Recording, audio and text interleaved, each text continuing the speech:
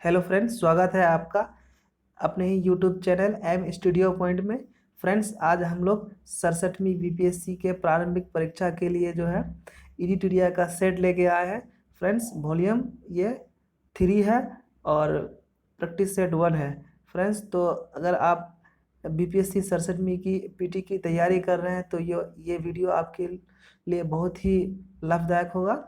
Friends, क्योंकि इसमें जो है एडिटोरिया के ओर से प्रैक्टिस सेट जो बनाया गया है, तो इस प्रैक्टिस सेट में मैक्सिमम क्वेश्चन लगभग इसी से आते हैं। तो फ्रेंड्स, अगर आप मेरे चैनल पे नए हैं तो प्लीज़ चैनल को सब्सक्राइब कर लें और बेल आइकन को दबा दें ताकि आपको हर वीडियो का नोटिफिकेशन आपको सबसे पहले पहुंचे। तो फ्रेंड्स, बगैर देरी किए हुए मैं क्वेश्चन को पढ़ना स्टार्ट करता हूं और साथ में फ्रेंड्स मैं हर क्वेश्चन का एक्सप्लेन भी करूंगा और बेहतर तरीके से करूंगा ताकि आपको बहुत अच्छे से समझ में आ सके। तो फ्रेंड्स, बगैर देरी किए हुए मैं पहले क्वेश्चन को पढ़ता हूँ। पहला क्वेश्चन में कह रहा फ्रेंड्स, निम्नलिखित में से किसको भारतीय प्रेस का मुक्तिदाता कहा जाता है? तो इसका सही आंसर हो जाएगा फ्रेंड्स ऑप्शन बी, चार्ल्स मैडकॉफ को कहा जाता है। फ्रेंड्स, अगर हम लोग विलियम बेंटिंक के बारे में जानेंगे तो विलियम बेंटिंक का जो है कार्यकाल 1828 से लेके 1835 तक रहा। यह जो है भारत का प्रथम जनरल गवर्नर रहा, क्योंकि इससे पहले जो है सिर्फ बंगाल का गवर्नर रहा करता था, लेकिन इसी के वक्त में जो है भारत का प्रथम general governor Lord William Bentinck रहा। लॉर्ड रिपन की बात करें तो फ्रेंड्स, लॉर्ड रिपन जो है इसका कार्यकाल 1880 के आसपास में रहा है और 1880 में जो भारत में रेगुलर जनगणना हुआ था इसी के काल से स्टार्ट हुआ है। तो दूसरा क्वेश्चन देखेंगे, नौसेना विद्रोह निम्नलिखित में से किस जहाज से शुरू हुआ? तो इसका राइट आंसर हो जाएगा ऑप्शन डी, HMS टावर। यह जो है इसका राइट आंसर ये हो जाएगा। तीसरा क्वेश्चन, भारतीय स्वतंत्रता आंदोलन के दौरान मंजली सेना और बानर सेना का गठन कब किया गया? तो इसका सही आंसर हो जाएगा फ्रेंड्स ऑप्शन बी,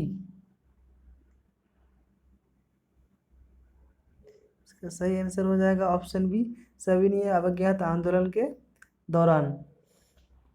क्योंकि ये मजली सेना जो है, लड़कों के सेना को मजली सेना कहा जाता है और बानर सेना लड़कियों के सेना को बानर सेना कहा जाता है। यह महात्मा गांधी के द्वारा गठित की गई थी। तीसरा क्वेश्चन, चौथा क्वेश्चन, गांधी जी ने अपनी राजनीतिक सविनय अज्ञात आंदोलन का प्रयोग किया?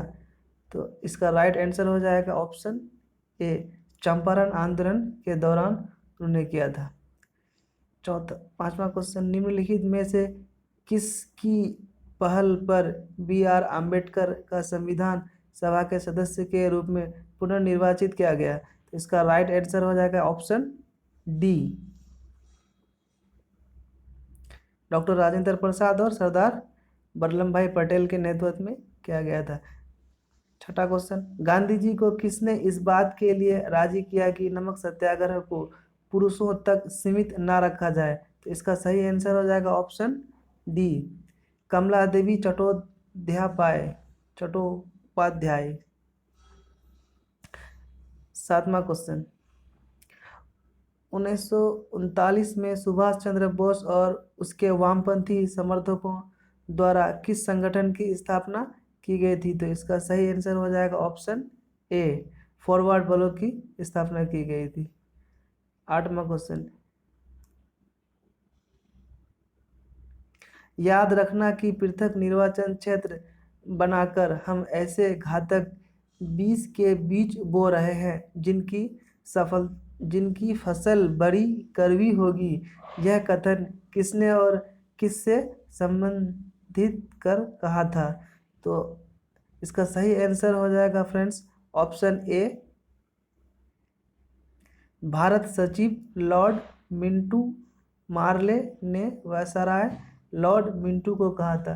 क्योंकि भारत का सचिव जो था तो उस समय लॉर्ड मार्ले था और वायसराय लॉर्ड मिंटू था। ये क्यों कहा गया था?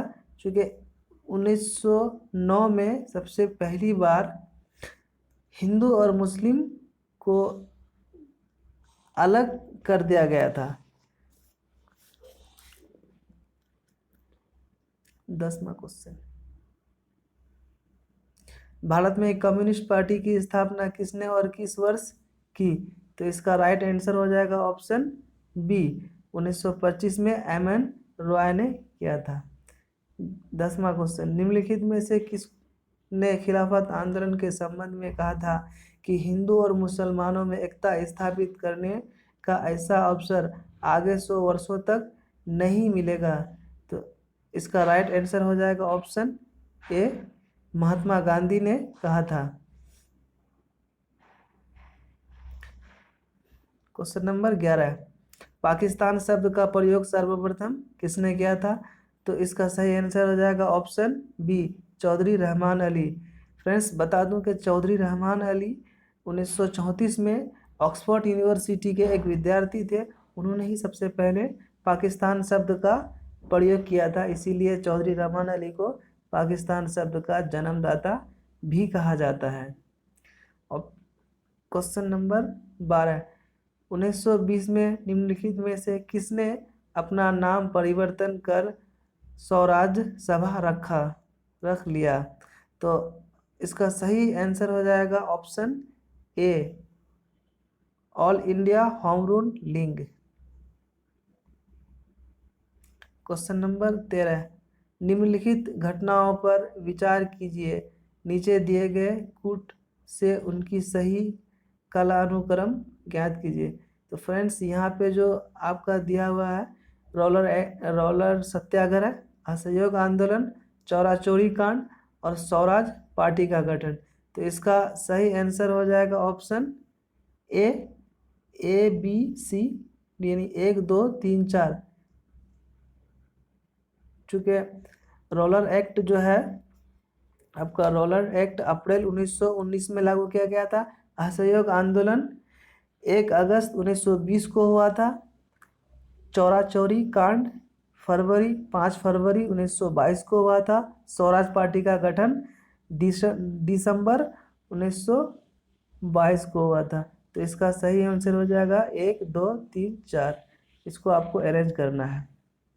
क्वेश्चन नंबर 14, 1930 में किसने इंडियन रिपब्लिकन आर्मी के नाम पर स्वाधीनता उद्घोषणा जारी किया था? तो इसका सही आंसर हो जाएगा ऑप्शन सी, सूर्य सेन ने किया था।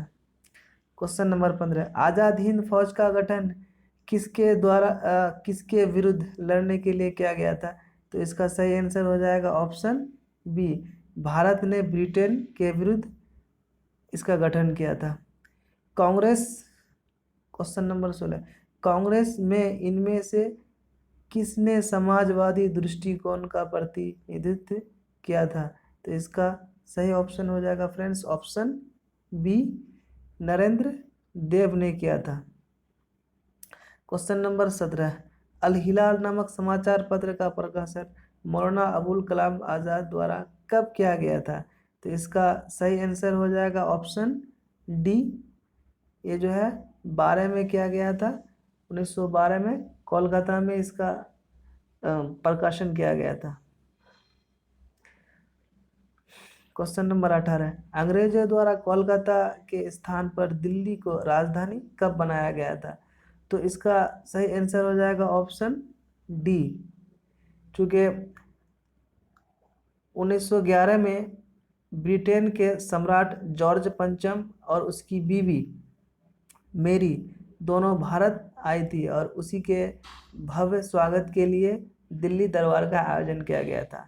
तो उससे पहले जो भारत का राजधानी कोलकाता था, तब उसी वक्त जो है कोलकाता से दिल्ली शिफ्ट किया था राजधानी को। तो इसमें अगला क्वेश्चन में देखेंगे, दिल्ली दरबार 1911 में किस सम्राट का राज तिलक समारोह हुआ था? तो इसका राइट आंसर हो जाएगा ऑप्शन ए, जॉर्ज पंचम।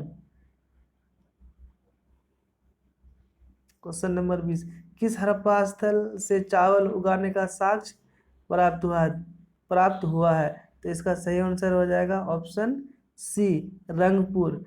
फ्रेंड्स मैं आपको बता दूं कि रंगपुर जो है ये गुजरात के काठियावाड़ जिला में है। और अगर ये ऑप्शन नहीं रहता और ऑप्शन मेहरगढ़ रहता तो सबसे पहले जो है कृषि का साक्ष्य वहीं से प्राप्त हुआ है। लेकिन चावल की अगर बात किया जाए तो चावल की बात भारत में ये जो है रंगपुर से हुआ है। वैदिक काल में निम्नलिखित में से किस संस्कार से दूसरे जन्म का आरंभ माना जाता है? तो इसका राइट आंसर हो जाएगा ऑप्शन ए, शिक्षा की शुरुआत के लिए उपनयन संस्कार। क्वेश्चन नंबर 22, सिंधु घाटी सभ्यता में अग्रिम पूजा, मतलब इसका मतलब यह है कि अग्नि पूजा किस स्थान पर खोजी गई?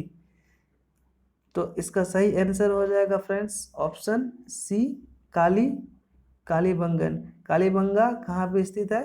तो ये राजस्थान के हनुमानगढ़ जिला में स्थित है। क्वेश्चन नंबर 23, निम्नलिखित में से किस एक का श्रेय समुचित रूप से निलंबाचार्य को दिया जाता है? तो इसका सही आंसर हो जाएगा ऑप्शन ए, द्वैत। क्वेश्चन नंबर 24, रिहाला में किस यात्री का यात्रा वृत्तांत है? तो इसका सही आंसर हो जाएगा option B, Ibn Battuta. Friends, Ibn Battuta जो है सल्तनत काल में मोहम्मद बिन तुगलक के शासन काल में भारत आया था। मुगल बादशाह शाह आलम द्वितीय तक गवर्नर जनरल की मुहर पर मुगल बादशाह के बारे में क्या अंकित रहता है? तो फ्रेंड्स, इसका सही आंसर हो जाएगा आपका ऑप्शन बी, दिल्ली सम्राट का विशेष प्रतिनिधित्व।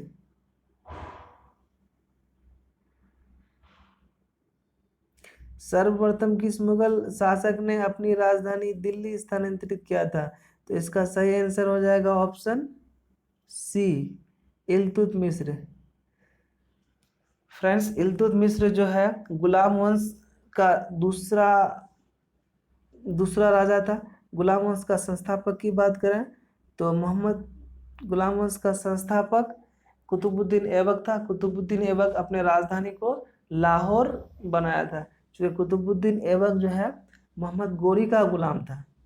और कुतुबुद्दीन ऐबक जो राजा बना तो 1206 में उन्होंने लाहौर को राजधानी बनाया और 1210 में उसका जो है चौहान खेलते वक्त उसका मृत्यु हो जाता है। तो कुतुबुद्दीन ऐबक के बाद जो ही बादशाह बनता है इल्तुतमिश, तो वह राजधानी को लाहौर से दिल्ली शिफ्ट करा लेता है।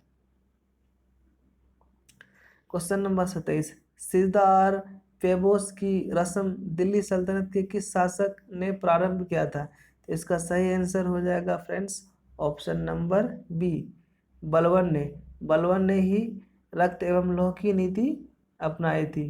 क्यों अपनाई थी? अपने प्रतिद्वंदी के लिए।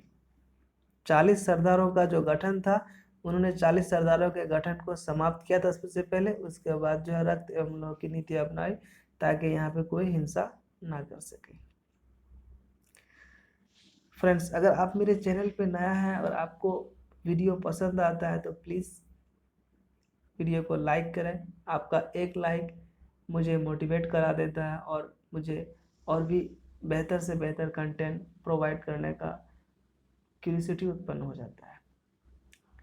भारतीय संविधान के भाग 4, फ्रेंड्स ये जो है टाइपिंग मिस्टेक्स है, यहाँ पे होगा भारतीय संविधान के भाग 3 के अंतर्गत आर्टिकल 25 किससे संबंधित है?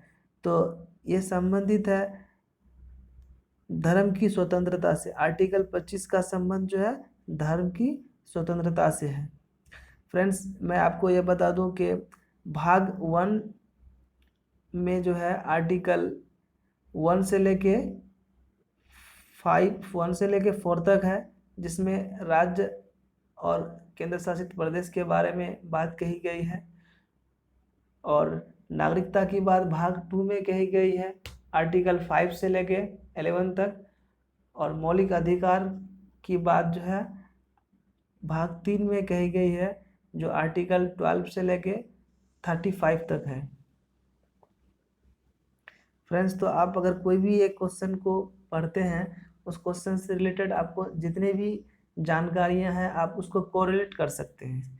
भारतीय संविधान का मूल दर्शन निम्नलिखित में से किस में निहित है? तो इसका राइट आंसर हो जाएगा ऑप्शन ए, प्रस्तावना। फ्रेंड्स, प्रस्तावना, जो भी व्यक्ति कॉम्पिटिटिव एग्जाम का तैयारी करता है उसको तो प्रस्तावना याद होना ही चाहिए। प्रस्तावना में अब तक एक ही बार संशोधन हो चुका है, ये भी आपको याद होना चाहिए। और संशोधन कब हुआ है, कितनावां संशोधन था, ये आपको बहुत जरूरी है। मौलिक अधिकार के बारे में फ्रेंड्स आपको पता ही है कि मौलिक अधिकार के बारे में भाग 3 और आर्टिकल 12 से लेके 35 तक इसकी बात की गई है। फ्रेंड्स, अगला क्वेश्चन देखते हैं। भारतीय संविधान के किस भाग में या किस अनुच्छेद में नागरिकता संबंधित प्रावधानों का उल्लेख किया गया है? तो इसका राइट आंसर हो जाएगा फ्रेंड्स ऑप्शन बी, क्योंकि भारत भाग 2 में अनुच्छेद आर्टिकल 5 से लेके 11 तक नागरिकता की बात कही गई है।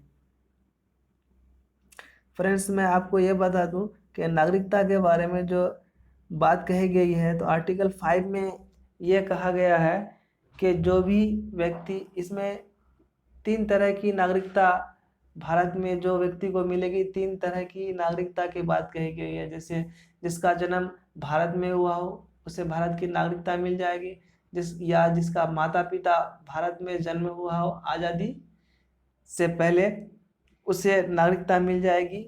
या जिसके माता पिता भारतीय हो लेकिन विदेश में गए हो, लेकिन उसकी नागरिकता अगर भारतीय है तो उसको भी नागरिकता मिल जाएगी। फ्रेंड्स, आगे क्वेश्चन देखते हैं। कृषि और पशुपालन को आधुनिक और वैज्ञानिक आधार पर करने का उल्लेख भारतीय संविधान के किस अंग में है? तो फ्रेंड्स, इसका सही आंसर हो जाएगा ऑप्शन ए, राज्य के नीति निर्देशक तत्व, यानी आर्टिकल 48 और 48 में इसकी बात कही गई है। राष्ट्रपति 5 वर्ष तक अपने पद पर रह सकता है। फ्रेंड्स, इसका सही आंसर हो जाएगा आपका ऑप्शन सी, अपने पद ग्रहण के दिन से उसकी काउंटिंग स्टार्ट हो जाती है।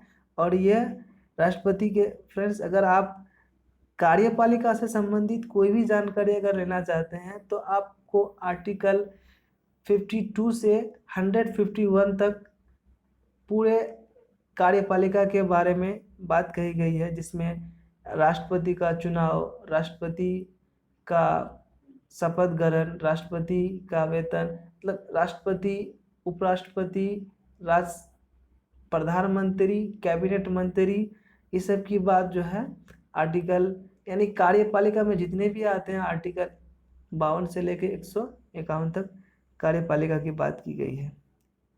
निम्नलिखित में से, आगे देखते हैं फ्रेंड्स 33 नंबर क्वेश्चन। निम्नलिखित में से किस सदन की अध्यक्षता ऐसे व्यक्ति द्वारा होती है जो उसका सदस्य ना हो?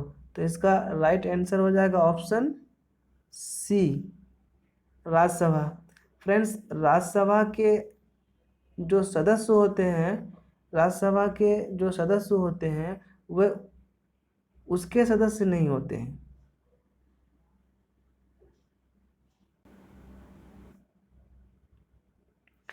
आगे क्वेश्चन देखते हैं, क्वेश्चन नंबर 34। संघीय मंत्रियों का व्यक्तिगत उत्तरदायित्व किसके प्रति होता है? तो फ्रेंड्स, इसका सही आंसर हो जाएगा आपका ऑप्शन, इसका सही आंसर हो जाएगा ऑप्शन ए, राष्ट्रपति। 35 नंबर। भारत के उच्चतम न्यायालय में न्यायाधीशों की संख्या में वृद्धि करने की शक्ति किसमें निहित है? तो इसका सही आंसर हो जाएगा ऑप्शन बी, सिर्फ यह शक्ति जो है संसद को ही प्राप्त है। Question number 38। भारत में किसी विधेयक को धन विधेयक प्रमाणित करने के लिए प्राधिकृत किसे है? तो इसका सही आंसर हो जाएगा ऑप्शन सी केवल लोकसभा अध्यक्ष को ही है। धन विधेयक के बारे में कुछ समझ लें फ्रेंड्स। धन विधेयक संविधान के आर्टिकल 110 में धन विधेयक के बारे में बात की गई है। और धन विधेयक के बारे में धन विधेयक सिर्फ इसके बारे में जो है लोकसभा अध्यक्ष ही अंतिम निर्णय ले सकता है, बाकी कोई नहीं। क्वेश्चन नंबर 37, राज्य विधान परिषद के कितने सदस्य विधानसभा द्वारा चुने जाते हैं? तो इसका सही आंसर हो जाएगा ऑप्शन बी, यानी 1/3। क्वेश्चन नंबर 38, नीति आयोग किसके सर्वेक्षण के आधार पर निर्धारणता रेखा के नीचे के लोगों का आकलन करता है? तो इसका सही आंसर हो जाएगा फ्रेंड्स ऑप्शन नंबर ए, राष्ट्रीय नमूना सर्वेक्षण संगठन, यानी NSSA। अगला क्वेश्चन, मानव विकास सूचकांक किस अर्थशास्त्री की देन है? तो इसका सही आंसर हो जाएगा ऑप्शन डी, महबूब अल हक। फ्रेंड्स, यह पाकिस्तान के अर्थशास्त्र थे, उन्होंने ही सबसे पहले जो है मानव विकास सूचकांक को बताया था। क्वेश्चन नंबर 40, निम्नलिखित करों में से कौन केंद्र सरकार के लिए राजस्व का एक स्रोत नहीं है? तो इसका सही आंसर हो जाएगा ऑप्शन डी, ये जो है भू राजस्व कर, लैंड रेवेन्यू कर, ये जो है स्टेट का कर होता है। बाकी सीमा शुल्क हो गया, आयकर हो गया, निगम कर हो गया, ये सभी कर जो है केंद्र सरकार के कर हैं, और भू राजस्व कर ये जो है राज्य सरकार के कर हैं। अगला क्वेश्चन, वित्तीय वर्ष 2019-20 में बिहार की अर्थव्यवस्था में प्रारंभिक क्षेत्र में वृद्धि दर कितना रहा? तो इसका फ्रेंड्स इसका सही आंसर हो जाएगा ऑप्शन नंबर बी, 3.6%। आगे क्वेश्चन, भारत में 8 सेक्टर में शामिल नहीं किया गया, इनमें से कौन सा सेक्टर है जिसको 8 सेक्टर में शामिल नहीं किया गया? तो इसका सही आंसर हो जाएगा ऑप्शन नंबर डी। फ्रेंड्स, मैं 8 सेक्टर को आपको बता दूं कि ये 8 सेक्टर कौन कौन से हैं। तो 1 नंबर में है कोयला, दूसरा नंबर में है कच्चा तेल, तीसरा नंबर में है प्राकृतिक गैस, चौथा नंबर में है रिफाइनरी उत्पाद, छठा नंबर में है उर्वरक, सातवां में इस्पात, सीमेंट और विद्युत। तो ये सही आंसर हो जाएगा ऑप्शन नंबर डी, यानी रसायन, ये 8 सेक्टर में शामिल नहीं है। अगला क्वेश्चन, निम्नलिखित में से किस ब्रांड द्वारा भारतीय संस्थान विदेशी बाजारों से विदेशी मुद्रा के बजाय रुपये में पैसा जुटा सकते हैं? तो इसका आंसर हो जाएगा ऑप्शन नंबर बी, मसाला ब्रांड। अगला क्वेश्चन, नवंबर 2019 से नवंबर 2020 तक बिहार की मुद्रास्फीति की दर 2012 के आधार वर्ष से कितना रहा? तो इसका सही आंसर हो जाएगा ऑप्शन नंबर सी, यानी 9.8%। अगला क्वेश्चन, ग्रामीण क्षेत्रों में शहरी सुविधा देने की नीति का समर्थन किसने किया था? तो इसका सही आंसर हो जाएगा option number A, doctor APJ Abdul Kalam Azad ने किया था। फ्रेंड्स, मैं आपको बता दूं कि डॉक्टर APJ अब्दुल कलाम भारत के मिसाइल मैन के नाम से जाने जाते हैं। यह भारत का जो है 12वां राष्ट्रपति रह चुका है, और इसका कार्यकाल 2002 से 2007 तक था। और उन्होंने जब राष्ट्रपति था तभी एक स्कीम को लॉन्च किया था, उसका नाम था पूरा। उसी स्कीम के तहत ग्रामीण क्षेत्रों में शहरी सुविधा देने की नीति का समर्थन करता है।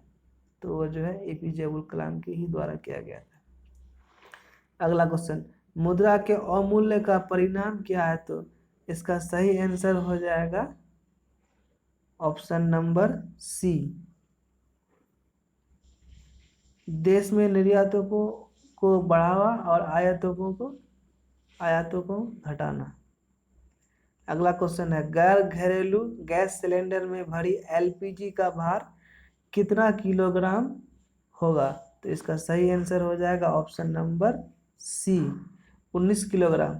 फ्रेंड्स, मैं आपको बता दूं कि 14.2 किलोग्राम जो होता है यह घरेलू उत्पाद के लिए होता है और व्यावसायिक उत्पाद के लिए 19 किलो होता है। अगला क्वेश्चन, दक्षिण अमेरिका में मध्य अक्षांशीय घास के मैदान का क्या नाम है? तो इसका सही आंसर हो जाएगा option number B, pampas. Friends, मैं आपको ये बता दूं कि प्रेरी जो है, ये जो है उत्तरी अमेरिका और कनाडा के घास के मैदान को कहा जाता है, और डाउन ऑस्ट्रेलिया और दक्षिण अफ्रीका के घास के मैदान को कहा जाता है।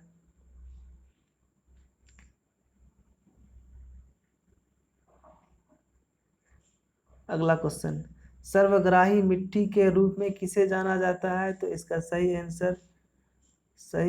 आंसर हो जाएगा ऑप्शन नंबर सी, लाल मिट्टी को कहा जाता है। फ्रेंड्स, लाल मिट्टी का रंग लाल क्यों होता है? तो ये पोटेशियम ऑक्साइड के कारण लाल होता है। आगे क्वेश्चन, भारत में कितने जैव विविधता वाले हॉटस्पॉट मौजूद हैं? तो इसका सही आंसर हो जाएगा ऑप्शन नंबर ए, 4। फ्रेंड्स, मैं आपको बता दूं कि ये 4 कहाँ कहाँ पे है। पहला है पश्चिमी घाट में, दूसरा है आपका हिमालय में, तीसरा है भारत वर्मा का जो एरिया है उस क्षेत्र में, और चौथा है सुंदरवन क्षेत्र, बंगाल एरिया में पड़ता है। अगला क्वेश्चन, भारत में कौन सा स्थान ज्वारीय तरंगों द्वारा ऊर्जा उत्पादन के लिए आदर्श स्थिति प्रदान करता है? तो फ्रेंड्स, इसका सही आंसर हो जाएगा ऑप्शन नंबर सी, कच्छ की खाड़ी। अगला क्वेश्चन, बिहार में टर्सरी काल की चट्टानें किस जिला में पाई जाती है? तो इसका सही आंसर हो जाएगा ऑप्शन नंबर डी, यानी पश्चिमी चंपारण। ग्रेट साल्ट झील स्थित है?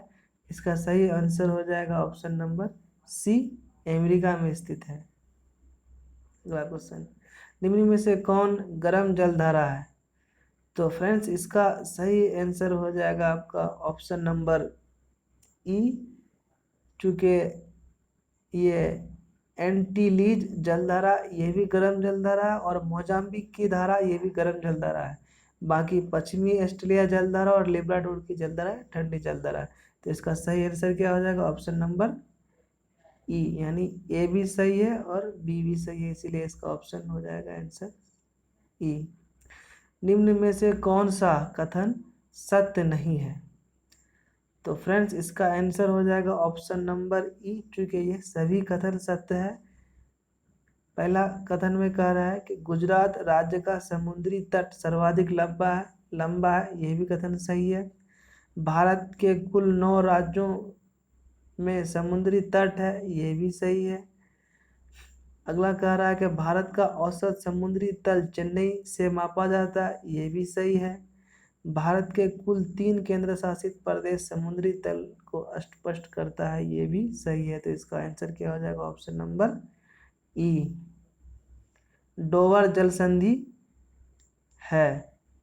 तो इसका राइट आंसर हो जाएगा ऑप्शन नंबर सी, डोवर जल संधि कहाँ स्थित है? तो इंग्लिश चैनल और उत्तर सागर को जोड़ती है।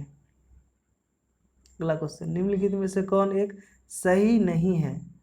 तो फ्रेंड्स, इसका सही आंसर हो जाएगा आपका आंसर नंबर सी, चूँकि ये नागा अर्जुन सागर गोदावरी नदी पर नहीं है, नागा अर्जुन सागर कृष्णा नदी पर है। अगला क्वेश्चन, भारत के सिंचित क्षेत्रों में कृषि योग्य भूमि निम्नलिखित में से किस कारण से लवणीय होता जा रहा है? यानी साल्टीय होता जा रहा है। तो इसका सही आंसर हो जाएगा ऑप्शन ए, अति सिंचाई के कारण ऐसा होता है। जिप्सम के कारण फ्रेंड्स, मैं आपको ये बता दूं कि जिप्सम के कारण जो है, अगर एसिडिटी बढ़ जाता है तो जिप्सम के छिड़काव से एसिडिटी कम हो जाता है। रासायनिक खादों के प्रयोग से खेत जो है बंजर होने लगता है। अगला क्वेश्चन, निम्नलिखित नहर प्रणालियों में किससे बिहार के क्षेत्र में सिंचाई होती है, तो इसका सही आंसर हो जाएगा ऑप्शन बी त्रिवेणी नहर, जो गंडक नदी पर है, और यह पश्चिमी चंपारण, पूर्वी चंपारण, सीवान, सारण को इससे जो है लाभ होता है। अगला क्वेश्चन, बिहार के निम्नलिखित जिलों में से कौन सा जिला नेपाल के साथ सीमा साझा नहीं करता है, तो इसका सही आंसर हो जाएगा ऑप्शन नंबर डी पूर्णिया। चूँकि बिहार के जो है 7 जिला नेपाल के सीमा से साझा करता है। पहला है आपका पश्चिमी चंपारण, दूसरा है पूर्वी चंपारण, तीसरा है सीतामढ़ी, चौथा है मधुबनी, पांचवा है अररिया, छठा है किशनगंज और सातवां है सुपौल।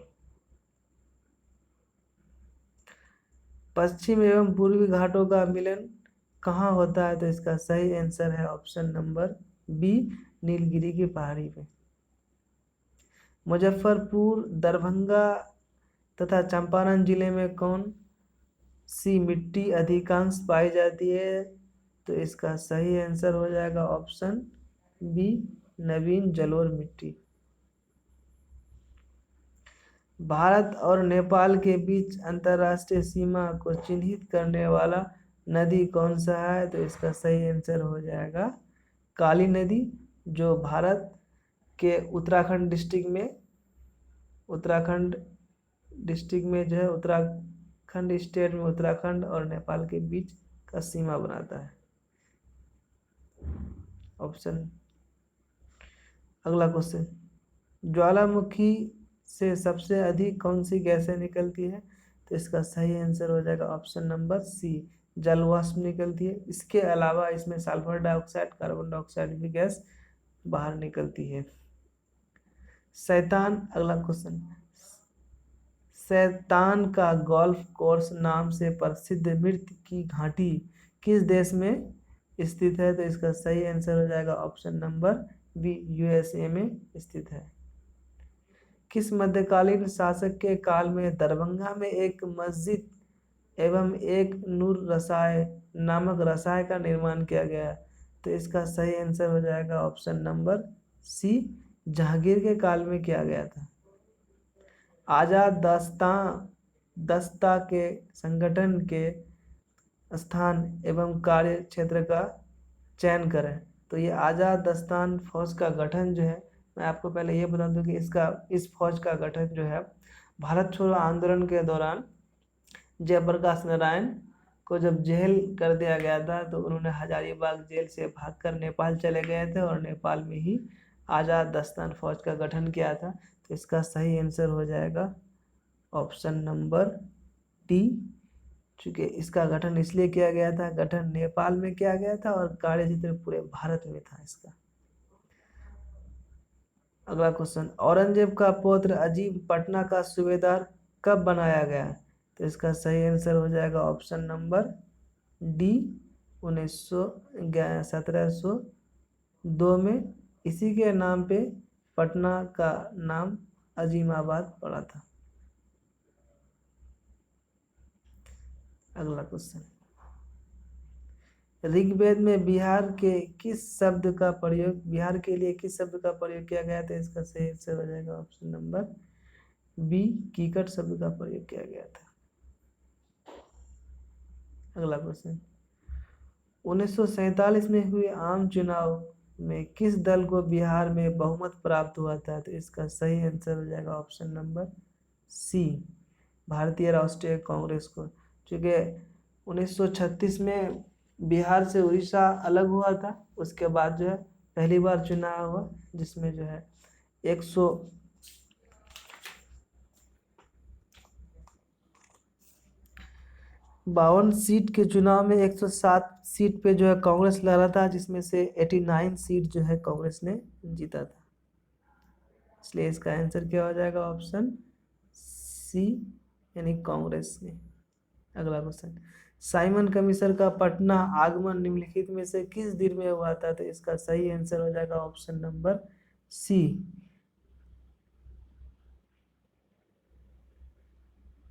सही आंसर हो जाएगा क्या ऑप्शन नंबर सी 12 दिसंबर 1928 को साइमन कमिश्नर पटना आए थे।